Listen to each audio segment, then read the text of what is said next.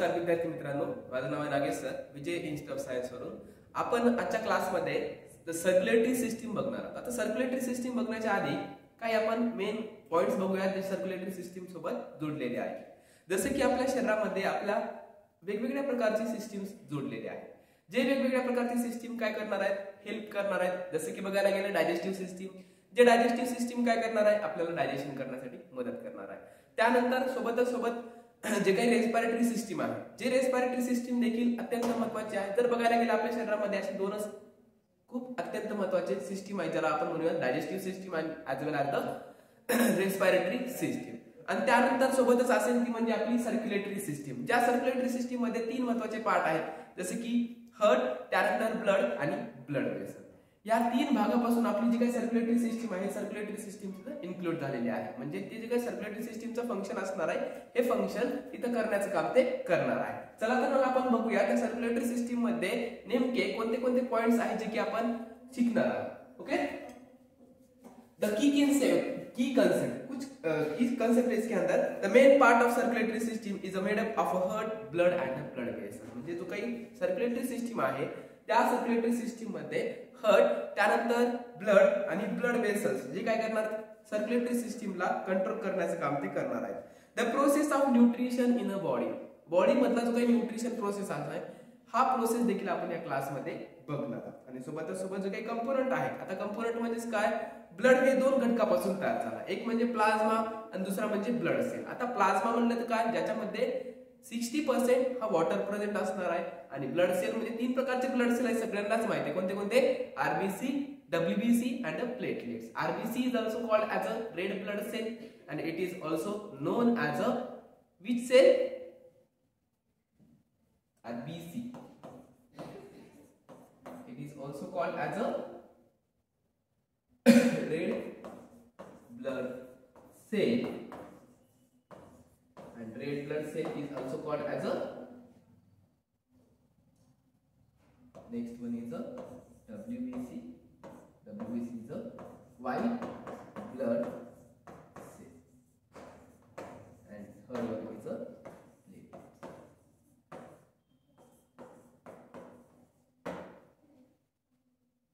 जर बघायला गेलं जे काही आरबीसी सेल आहे, जे की आपल्या ब्लड मध्ये प्रेझेंट असते, याचं एक एक करून आपण पुढच्या क्लासमध्ये याचं जो काही फंक्शन आहे हा फंक्शन बघणार आहोत. सोबतच आहेत types of the blood groups. Different टाइपचे ब्लड ग्रुप असतात. Blood group A, blood group B, blood group A B, त्यानंतर ब्लड ग्रुप ओ. हे सर्वच्या सर्व ब्लड ग्रुप देखील आपण या क्लासमध्ये बघणार आहोत. आणि सोबत जो काही ब्लड प्रेशर असणार आहे. आता ब्लड प्रेशर केव्हा होतो, जेव्हा हार्टबीट क्रिएट होतात किंवा जे काही पल्स आहेत हे पल्स कॉन्ट्रॅक्ट होतात, तेव्हा हार्ट प्रेशर जो काय असणार आहे किंवा ब्लड प्रेशर जो काय असणार आहे, हा ब्लड प्रेशर सुद्धा वाढायला लागणार आहे. आणि सोबत की कन्सेप्ट आहे त्याच्यामध्ये की keeping the heart healthy through the exercise and good food habit. म्हणजे कोणते कोणते गुड फूड हॅबिट्स आहेत आणि कोणते कोणते एक्सरसाइज आहेत जेणेकरून ते केल्यानंतर आपला जो काही हार्ट आहे हा हार्ट हेल्दी असणार आहे, जो की आपण या क्लासमध्ये बघणार. चला तर मग सर्क्युलेटरी सिस्टीमचा इंट्रोडक्शन बघूयात. We all need the food, water and oxygen for the survive. आपल्याला जर सर्वाइव्ह करायचं असेल, सर्वाइव्ह म्हणजेच काय, दैनंदिन जीवनामध्ये जर जगायचं असेल तर आपल्याला 3 गोष्टीची आवश्यकता असणार आहे. कोणते कोणते, एक म्हणजे फूड,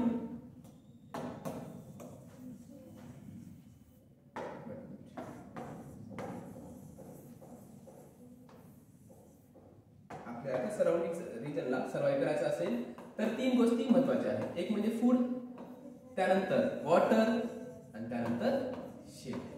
ओके, हे 3 जर गोष्टी आपल्याला असतील तर आपण तिथं काय करू शकतो, सर्वाइव्ह करू शकतो. जर याच्यामध्ये एक देखील गोष्ट रिमूव्ह होत असेल, जर समजा वॉटर नसेल तर आपण सर्वाइव्ह करू शकतो का, करू शकत नाही. जगू शकतो का, जगू शकत नाही. The food and water are taken into the body through the mouth by the digestive system. म्हणजे जे काय डायजेस्टिव्ह सिस्टीम आहे, त्या डायजेस्टिव्ह सिस्टीम मध्ये सगळ्यात पहिला पार्ट आहे that is known as a mouth. जो माउथ काय करणार आहे, फूड आणि वॉटर इनटेक करण्याचं काम तो करणार आहे. जर समजा आपल्याला माउथच नसतं तर आपण फूड आणि जो काही वॉटर आहे तो इनटेक करू शकलो असतो का, नाही. मग हे कोणाच्या मदतीने झालेलं आहे, डायजेस्टिव्ह सिस्टीमच्या मदतीने झालेलं आहे. आलं लक्षात. नेक्स्ट बघूयात. The oxygen is taken in through the nose by the respiratory system. आणि सोबत जो काही ऑक्सिजन असणार आहे, आता ऑक्सिजन कुठं प्रेझेंट असतो, ऑक्सिजन प्रेझेंट असतो एअर मध्ये, जो काही सराउंडिंग रिजनचा एअर असेल. सराउंडिंग रिजनचा एअर असणार आहे तो एअर आपण काय करणार आहोत, इनहेल करण्याचं काम तो करणार आहोत. आता त्या एअर मध्ये फक्त आणि फक्त ऑक्सिजनच असतो का, नसतो. ऑक्सिजनच्या सोबत व्हॅरियस काय असतात, गॅसेस प्रेझेंट असतात. काय प्रेझेंट असतात, व्हॅरियस गॅसेस प्रेझेंट असतात.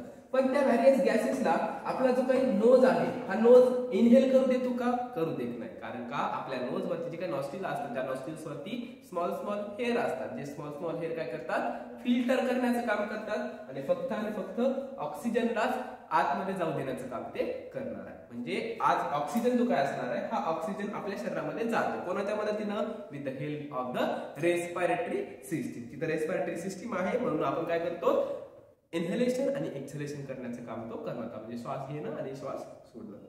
These substances are transported to the cell in a various part of body. Similarly, our body produce some harmful substances like the carbon dioxide, nitrogenous waste in a cell. म्हणजे आपल्या शरीरामध्ये जे काही harmful substances असतात जसं की बघायला गेलं कार्बन डायऑक्साइड आहे, त्यानंतर नायट्रोजिनस बेस आहे, हे काय झाले, हार्मफुल सबस्टन्सेस झाले. मग या हार्मफुल सबस्टन्सेसला आपल्या शरीराच्या बाहेर काढायचं आहे. कोणाची मदत घ्यावी लागणार आहे, आपल्या सर्क्युलेटरी सिस्टीमची. का, कारण का सर्क्युलेटरी सिस्टीम मध्ये काय प्रेझेंट आहे, ब्लड प्रेझेंट आहे. ज्या ब्लडच्या मदतीने काय होणार आहे, जो काही नायट्रोजिनस बेस आहे किंवा नायट्रोजिनस वेस्ट आहे आणि सोबत जो काही कार्बन डायऑक्साइड आहे तो काय करणार आहे, बॉडीच्या बाहेर जाणार आहे. ओके, लक्षात. The body needs to transport harmful substances to the body parts from where they can be removed. Our body has a transport system called as a circulatory system. म्हणजे जी काय आपली बॉडी आहे ही बॉडी काय आहे, transport system आहे. Transport system मध्ये काय, जे सबस्टन्सेस एका भागाकडून दुसऱ्या भागाकडे काय करणार आहे, ट्रान्सपोर्ट करण्याचं काम ते करणार आहे. पण ते कोणाच्या मदतीने करणार आहे, with the help of the circulatory system. Okay, circulatory सिस्टीमच्या मदतीनं ते करणार आहे. जर सर्क्युलेटरी सिस्टीम नसती तर आपल्या बॉडीच्या आतमध्ये जे काही नायट्रोजिनस बेस आहे हे नायट्रोजिनस बेस ट्रान्सफर झाले असते का, झाले नसते. ओके, फक्त आणि फक्त रेस्पिरेटरी सर्क्युलेटरी सिस्टीम आहे. सर्क्युलेटरी सिस्टीम काय करणार, ते नायट्रोजिनस बेस कार्बन डायऑक्साइड जो काय असणार याला सर्क्युलेट करण्याचं काम करणार आहे आपल्या बॉडी मधून बॉडीच्या बाहेर. ओके, चला तर बघूयात आपण circulatory system in a human being. जो काही ह्यूमन बीइंग असणार आहे, ज्या ह्यूमन बीइंग मध्ये सर्क्युलेटरी सिस्टीम कशा प्रकारे चालते. Circulatory system in human being.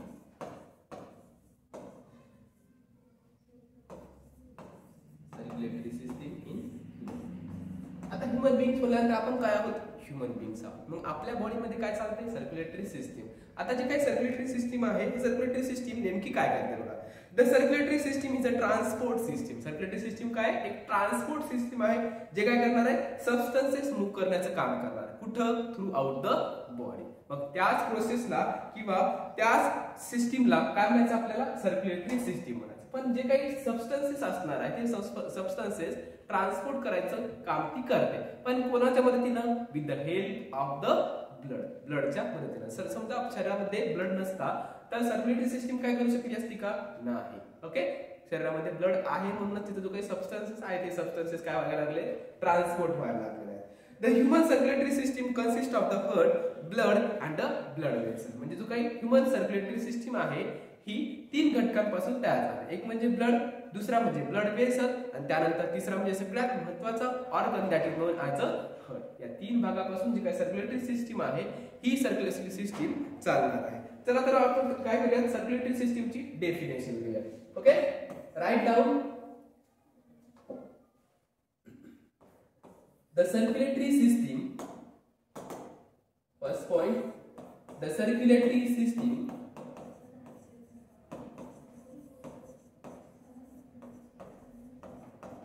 Is a transport system. ही काय आहे, एक ट्रान्सपोर्ट सिस्टीम आहे. इज अ ट्रान्सपोर्ट सिस्टीम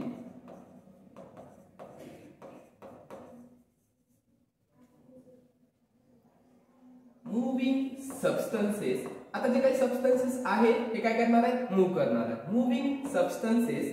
मग ते सबस्टन्सेस कोणते असणार आहेत,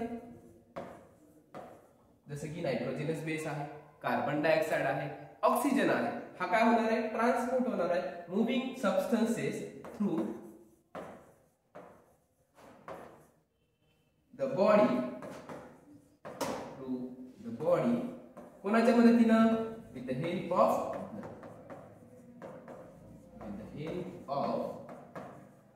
blood. Okay, called as a circulatory system. The circulatory system is a transport system moving substances through the body. आपल्या बॉडीच्या आतमध्ये जे काही सबस्टन्सेस असणार त्याला मूव्ह करण्याचं काम करणार आहे कोणाच्या मदतीनं with the help of blood is called as a circulatory system. Next point, second point, the circulatory system is consist of किती भागापासून तयार झाली ते? The circulatory system is consist of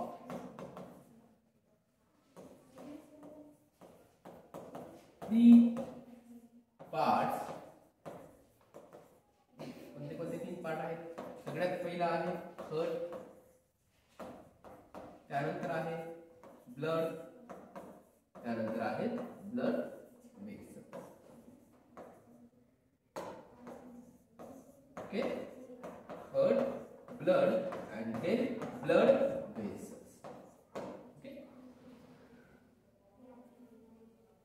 आता ब्लड वेसल्स जे काय आहेत हे ब्लड वेसल्स देखील तीन भागापासून तयार झाले.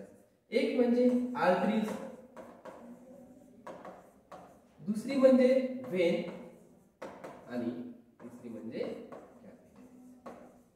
सगळ्यांना माहिती आहे आर्टरीज, व्हेन आणि कॅपिलरीचं कामकाज. ओके, आता जर बघायला गेलं आर्टरीज आहे सगळ्यात पहिलं थोडंसं इन्फॉर्मेशन बघूयात आपण. आर्टरीज, व्हेन्स आणि कॅपिलरीज हे काय करतात? सगळ्यात पहिला आहे आर्टरी, दुसरा व्हेन आणि तिसरा आहे तो म्हणजे कॅपिलरी. जो काही आर्टरी असतो हा आर्टरी कसा असतो? एकदम थिक असतो. थिक म्हणजे कसा? जाड असतो. जे काही आर्टरी आहेत या आर्टरीचं काम असतं प्युअर ब्लड कॅरी करणं. कुठलाही प्युअर ब्लड कॅरी करणं. बॉडीच्या हर एका भागामध्ये जे काही आर्टरीज असतात हे काय करतात? प्युअर ब्लड कॅरी करण्याचं काम ते करतात. पण फक्त आणि फक्त जे काही पल्मोनरी आर्टरीज असतात हे पल्मोनरी आर्टरीज करतात काय? इम्प्युअर ब्लड कॅरी करण्याचं काम करतात. आता हे पल्मोनरी आर्टरीज असतात कुठं? हार्टच्या जो काही अप्पर रिजन असणार आहे, ज्या अप्पर रिजन मध्ये पल्मोनरी आर्टरी प्रेझेंट असतात. हे पल्मोनरी आर्टरीज काय करणार आहे? इम्प्युअर ब्लड कॅरी करण्याचं काम ते करणार आहे फक्त आणि फक्त हार्ट मध्ये. पण बॉडी सिस्टीम मध्ये काय करणार आहे? ते प्युअर ब्लड कॅरी करण्याचं काम करणार आहे. आलं लक्षात? त्यानंतर दुसरं बघायला तो म्हणजे व्हेन. व्हेन जो काय असेल हा व्हेन कसा आहे? एकदम थिन आहे. थिन म्हणजे कसा? पातळ आहे. मग बॉडीच्या आतमध्ये प्रेझेंट असतो का? बॉडीच्या आतमध्ये प्रेझेंट असतो तो, पण तो आपल्याला सीन होतो म्हणजे इझिली दिसतो का? कारण का तो पातळ आहे. आता जो काही व्हेन आहे या व्हेन काय करणार आहे? जो काही इम्प्युअर ब्लड असणार आहे बॉडी मधला जो काही इम्प्युअर ब्लड असणार आहे तो इम्प्युअर ब्लड ट्रान्सपोर्ट करण्याचं काम तो करणार आहे. पण बघायला गेलं जो काही पल्मोनरी व्हेन आहे, जे पल्मोनरी व्हेन कुठे प्रेझेंट असतो? हार्ट मध्ये. या पल्मोनरी व्हेन्सचं काम असतं प्युअर ब्लड कॅरी करणं, प्युअर ब्लड ट्रान्सपोर्ट करणं. एवढं लक्षात असू द्या. आणि त्यानंतर सगळ्यात लास्ट आहे तो म्हणजे कॅपिलरी. हे कॅपिलरी कसे असतात? एकदम फाईन म्हणजे fine tube like structure. Fine tube like म्हणजे हेअर लाईक स्ट्रक्चर, जे की कसे असतात? आर्टरीज आणि व्हेन्सला कनेक्टेड असतात, जे की आपण या क्लासमध्ये ह्या टॉपिक मध्ये आपण बघणार आहोत. एवढं लक्षात असू द्या आतापर्यंत. ओके, चला सगळ्यात पहिला भाग आहे आपला that is known as a human heart. आता जो काही ह्यूमन हार्ट आहे हा ह्यूमन हार्ट काय करतो आणि तो कशापासून तयार झालाय? जर सांगायला गेला जो काही ह्यूमन हार्ट आहे हा ह्यूमन हार्ट कसा आहे? पूर्णच्या पूर्ण मसल बनलेला आहे. म्हणून त्याला काय म्हणायचं आहे? That is known as a muscular organ. Okay, muscle पासून बनल्यामुळे त्याला काय म्हणायचं आपल्याला? Muscular organ. जो स्वतः काय करणार आहे? पंप करण्याचं काम करणार. पंप करण्याचं काम तो करणार आहे म्हणजे काय? कॉन्ट्रॅक्ट करणार आहे. स्वतः रिलॅक्स होणार आहे. कोणाच्या मदतीने करणार आहे का तो? नाही, स्वतः कॉन्ट्रॅक्ट करणार आहे आणि स्वतः रिलॅक्स होणार आहे. बघूयात चला.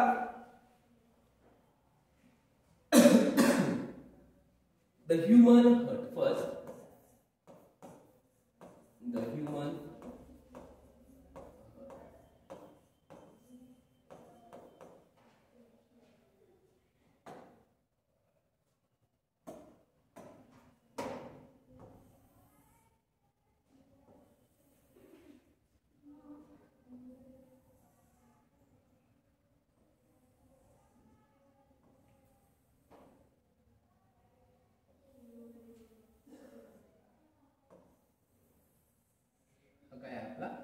ह्युमन हर्ट आहे.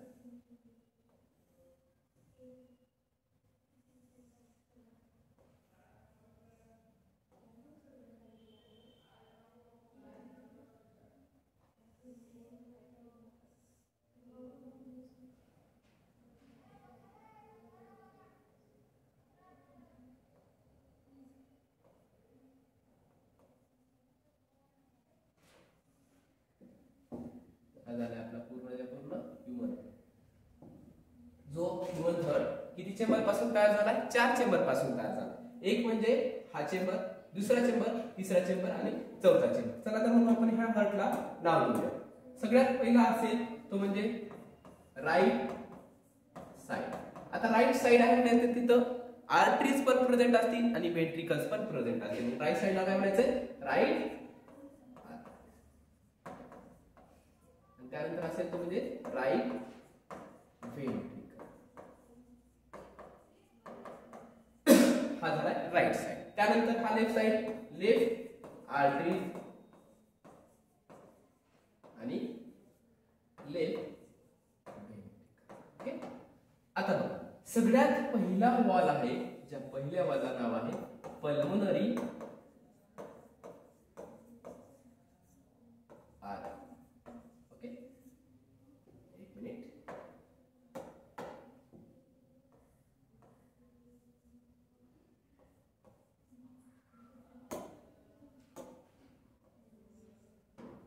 हा जो काही सगळ्यात पहिला वॉल दिसतोय ज्याचं नाव आहे पल्मोनरी आर्टरी. हा जो काही पल्मोनरी आर्टरी असेल, हा पल्मोनरी आर्टरी करणार काय आहे? जो काही इम्प्युअर ब्लड असेल. आता इम्प्युअर ब्लड म्हणजे काय? ज्याच्यामध्ये ऑक्सिजन प्रेझेंट नसेल त्याला आपल्याला काय म्हणायचंय? Impure blood. ओके. ज्याच्यामध्ये ऑक्सिजन काय नसेल? प्रेझेंट नसेल. असा ब्लड, शरीरामधला असा ब्लड ज्याच्यामध्ये ऑक्सिजनच प्रेझेंट नसेल त्याला काय म्हणायचं आपल्याला? Impure blood. जो इम्प्युअर ब्लड हर्टचा सगळ्यात पहिला जो काही वॉल आहे ज्याला आपण म्हणायचंय पल्मोनरी आर्टरी. हे पल्मोनरी आर्टरी काय करणार आहेत? कॅरी करणार. कॅरी करून तिथेच ठेवणार का? नाही. हर्टच्या पहिल्या वॉलकडे टाकणार आहेत ज्याचं नाव आहे राईट आर्टरियम. त्याला राईट आर्टरी असं देखील म्हणतात. ओके. राईट आर्टरियम कडे येणार आहे आणि त्या राईट आर्टरियम कडून कुठे जाणार आहे? राईट वेंट्रिकल कडे जाणार आहे. कारण का? हे दोन्ही पण जे काही चेंबर आहेत हे चेंबर फक्त आणि फक्त इम्प्युअर ब्लड कॅरी करण्याचं काम ते करणार आहे. आलं लक्षात? आता राईट आर्टरियम कडून राईट वेंट्रिकल कडे जात असताना इथे एक वॉल प्रेझेंट असतात जे की 3 वॉल पासून तयार झालेले आहे, ज्याचं नाव आहे ट्राय कस्पिड. काय नाव आहे? Try cuspid wall. कारण का 3 वॉल पासून तयार झालेत म्हणून त्याला काय म्हणायचं आपल्याला? Try cuspid wall. आता इथं प्रेझेंट असतो ज्याचं नाव आहे पल्मोनरी आर्टरी. वरी पण पल्मोनरी आर्टरी दिसतात तुम्हाला, जे काय करतात? कॅरी करण्याचं काम करतात. काय? Impure blood. पण खाली जो काही पल्मोनरी आर्टरी असतो हा देखील इम्प्युअर ब्लड कॅरी करतो, पण हा कुठे ट्रान्सपोर्ट करतो? जे काही लंग्स आहे. सगळ्यांना माहिती आहे जे काही लंग्स आहे त्या लंग्सचं काम काय असतं. ओके. काय करतात? ऑक्सिजन जो काही ऑक्सिजन असणार आहे हा ऑक्सिजन देण्याचं काम करतो, कार्बन डायऑक्साइड घेण्याचं काम तो करतो. ओके. ज्या लंग्स मध्ये काय प्रेझेंट असतात? छोटे छोटे अल्व्हिओलाइज प्रेझेंट असतात, जी अल्व्हिओलाइज गॅसेस एक्सचेंज करण्याचं काम ते करणार. लक्षात असू द्या. आता हा जो काही हर्टला जोडलेला पल्मोनरी आर्टरी असणार आहे हा पल्मोनरी आर्टरी काय करणार आहे? राईट व्हेंट्रिकल कडून जो काही इम्प्युअर ब्लड असेल हा इम्प्युअर ब्लड कॅरी करणार आहे आणि लंग्स कडे ऑक्सिजनेशन प्रोसेस करण्यासाठी पाठवणार आहे. आता ऑक्सिजनेशन प्रोसेस म्हणजे काय? ऑक्सिजनेशन प्रोसेस म्हणजे ज्याच्यामध्ये ऑक्सिजन त्याला भेटणार आहे त्याला काय म्हणायचं आपल्याला? Oxygenation process. ओके. मग आता जो काही प्रोसेस झाले, ऑक्सिजनेशन प्रोसेस झालेला आहे, त्या ब्लडला काय भेटलेला आहे? ऑक्सिजन भेटला आहे. मग त्या ब्लडला ऑक्सिजन भेटल्यानंतर तिथंच राहणार आहे का? नाही. तो दुसऱ्या वॉलने येणार आहे ज्याचं नाव आहे पल्मोनरी. एक मिनिट. Pulmonary vein. त्याला नाव आहे पल्मोनरी. मी शॉर्ट फॉर्म लिहिलेला, तुम्ही फुल फॉर्म लिहा. Pulmonary vein.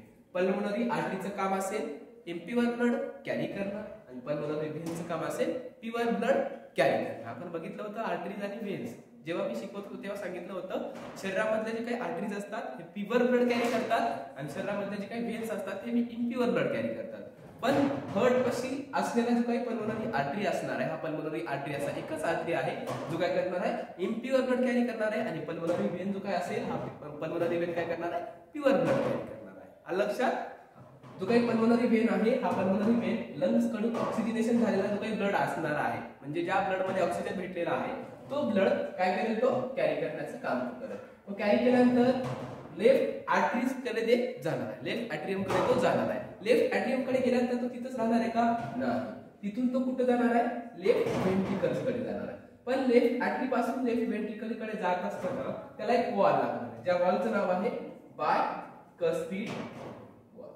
आता हे जे काही बायकस्पिड वॉल असेल, हा बायकस्पिड वॉल केव्हा ओपन होणार आहे, जेव्हा लेफ्ट अॅट्रियम पूर्णच्या पूर्ण भरणार आहे, तेव्हा तो जो काही वॉल असेल हा वॉल भरणार. जसं की फक्त आपण रिव्हर असतात, रिव्हरवरती मोठे मोठे डॅम असतात. डॅम केव्हा ओपन होतात, जेव्हा रिव्हर पूर्णच्या पूर्ण भरलाय तेव्हा डॅम ओपन होतात. मग तशाच प्रकारे आर्टरीज आणि व्हेंट्रिकल्स जे काय असतात ते पूर्णच्या पूर्ण जेव्हा भरतील तेव्हाच ते जे काही व्हेंट्रिकल म्हणजे जे काही वॉल असणार आहे, बायकस्पिड असू द्यात की ट्रायकस्पिड असू द्यात, ते काय होणार आहे, ओपन होणार आहे. जेव्हा लेफ्ट अॅट्रियम पूर्णच्या पूर्ण भरेल तेव्हा जो काही बायकस्पिड वॉल असेल हा बायकस्पिड वॉल ओपन होणार आहे. ओपन झाल्यानंतर ते जे काही प्युअर ब्लड असेल हा प्युअर ब्लड कुठे येणार आहे, लेफ्ट व्हेंट्रिकल कडे येणार आहे. मग लेफ्ट व्हेंट्रिकल कडे आल्यानंतर तो तिथंच थांबणार आहे का, नाही. तो परत कुठे जाणार आहे, याला म्हणतात aorta, that is known as a aorta. आता आओर्टा काय असतो, aorta is a biggest wall in our body. आपल्या बॉडी मधला काय आहे, सगळ्यात मोठा वॉल आहे जिथून आपल्या शरीराला प्युअर ब्लड ट्रान्सपोर्ट होतो. काय, आपल्या शरीरात जो काही प्युअर ब्लड असणार आहे हा प्युअर ब्लड इथूनच ट्रान्सपोर्ट होतो. कशाशी कनेक्ट असणार आहे, आपल्या हार्टशी कनेक्ट असणार आहे. लक्षात असतं, हा झाला आपला ह्युमन हार्ट. पण हा जो काही ह्युमन हार्ट आहे हा ह्युमन हार्ट पूर्णच्या पूर्ण मसल पासून तयार झालेला आहे, जो की दोन वॉल पासून तयार झाला आहे. ही एक वॉल आहे, त्यानंतर ही एक वॉल आहे, म्हणून त्याला काय म्हणायचं आहे, that is known as a by layer. By layer म्हणजेच काय, दोन लेयर पासून तो तयार झाला, त्याला म्हणायचं आपल्याला बाय लेयर. जे बाय लेयर काय करणार आहे, शॉक ऍब्झॉर्बर म्हणून तिथं वाचवण्याचं काम करणार आहे, कारण याच्यामध्ये फ्लुइड प्रेझेंट असतो. ज्या फ्लुइडचं नाव आहे कार्डिओ वास्क्युलर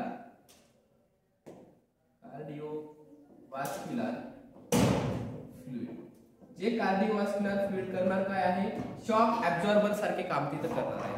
ओके, जेव्हा हार्ट कॉन्ट्रॅक्ट आणि रिलॅक्स होत असतो तेव्हा शॉक ऍब्झॉर्बर सारखे काम करणार आहे कार्डिओवास्क्युलर फ्लुइड, जो कुठं प्रेझेंट असतो, हार्टच्या बायलेअर मध्ये प्रेझेंट असतो. हार्टचे जे काही दोन लेअर असतात त्या दोन लेअरच्या स्पेस मध्ये तो प्रेझेंट असणार आहे. लक्षात, चला बघूयात आपण जो काही ह्युमन हार्ट आहे, ज्या ह्युमन हार्ट मध्ये आपल्या पुस्तकामध्ये पॉइंट्स काढलेले आहेत. Okay, the human heart is a pinkish and it is about side of fur. म्हणजे जो काही ह्युमन हार्ट आहे हा ह्युमन हार्ट कसा आहे, पिंकिश कलरचा.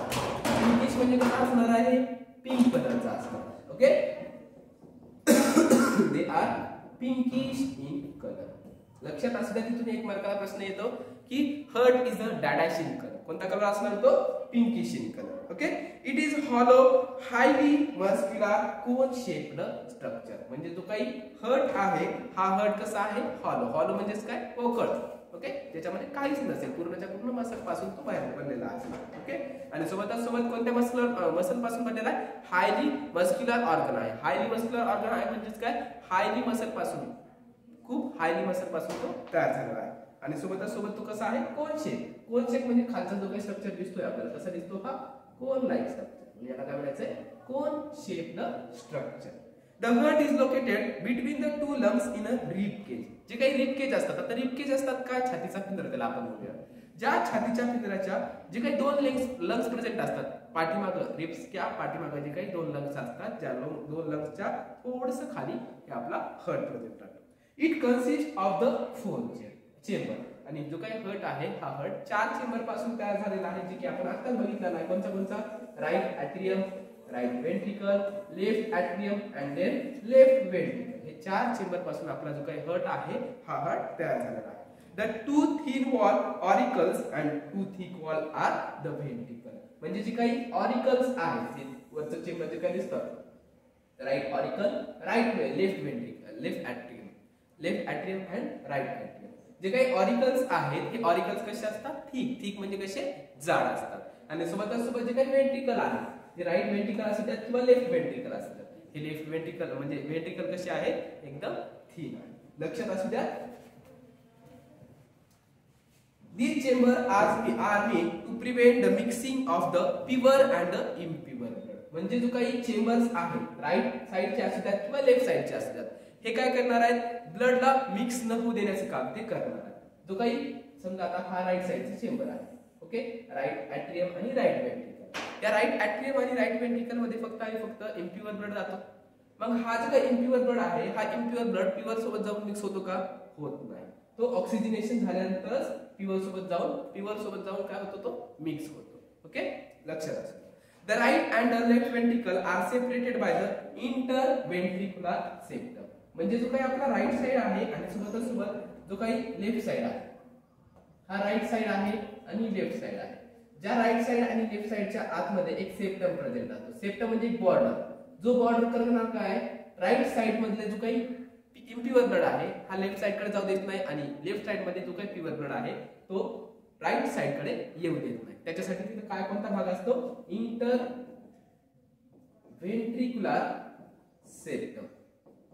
Inter ventricular septum. आता सेप्टम म्हणजे काय? सेप्टम म्हणजे शेपूट नसते. सेप्टम म्हणजे असा एक भाग, पार्टिशन त्याला आपण म्हणूया. Okay, as like partition. जो पार्टिशन काय करणार आहे राईट साइडच्या ब्लडला लेफ्ट साइड कडे जाऊ देत नाही आणि लेफ्ट साइडच्या ब्लडला राईट साइड कडे येऊ देत नाही. Okay, these are the information about the human heart. हा झाला आपल्या ह्युमन हार्ट बद्दल इन्फॉर्मेशन. आता लिहूयात आपण ह्युमन हार्टची जी काही इन्फॉर्मेशन असणार आहे ती लिहायची. Okay, right down the first point in human heart. The human heart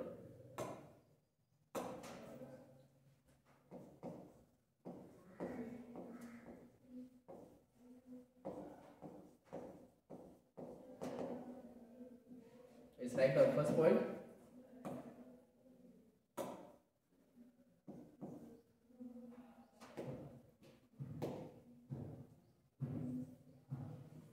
The human heart कसा आहे तो? The human heart is pinkish in color. कसा आहे कलर त्याचा? pinkish color आहे. pinkish in color. Second point, it is hollow. hollow म्हणजे काय? पोकळ. It is hollow, comma, highly muscular,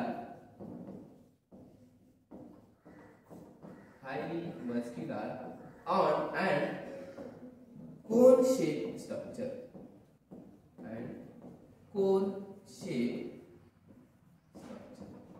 समजलं तुम्हाला कोन शेप स्ट्रक्चर कसा असतो तो? त्यानंतर हायली मस्क्युलर कसे असतात? हायली मस्क्युलर म्हणजे खूप हायली मसल पासून तयार झालेले असणार. Third point, the heart is located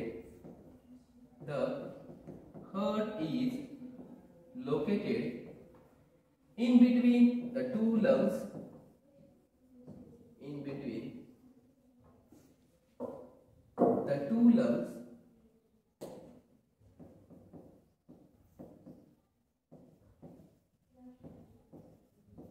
कुठं असतात ते? दोन लंग्सच्या मध्ये. In between the two lungs in the rib cage. आता रिब केज काय असतंय? रिब केज म्हणजे छातीचा पिंजरा त्याला आपण म्हणतो. Okay, in the rib cage. आलं लक्षात? Fourth point, it consist of किती चेंबर पासून तयार झाला आहे? It consist of 4 chamber. That is 2 is atrium and 2 is ventricle. कोणते ॲट्रियम आहेत आणि कोणते व्हेंट्रिकल आहेत लक्षात असू द्या. Right atrium, right ventricle, left atrium, left ventricle. Okay, fifth point,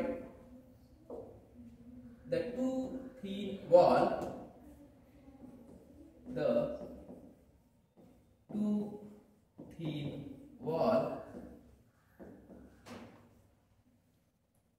called as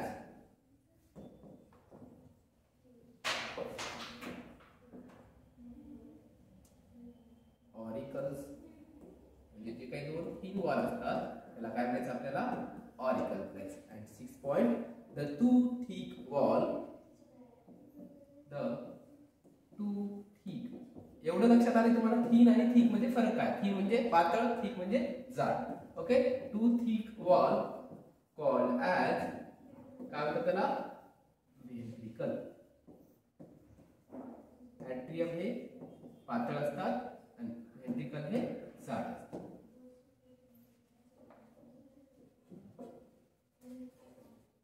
next point, fifth point.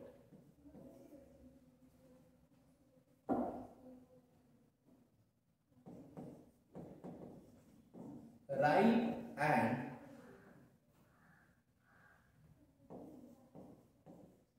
left side of heart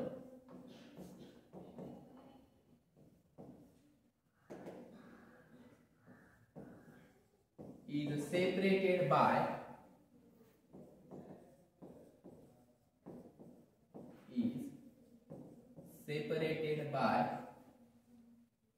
interventricular septum.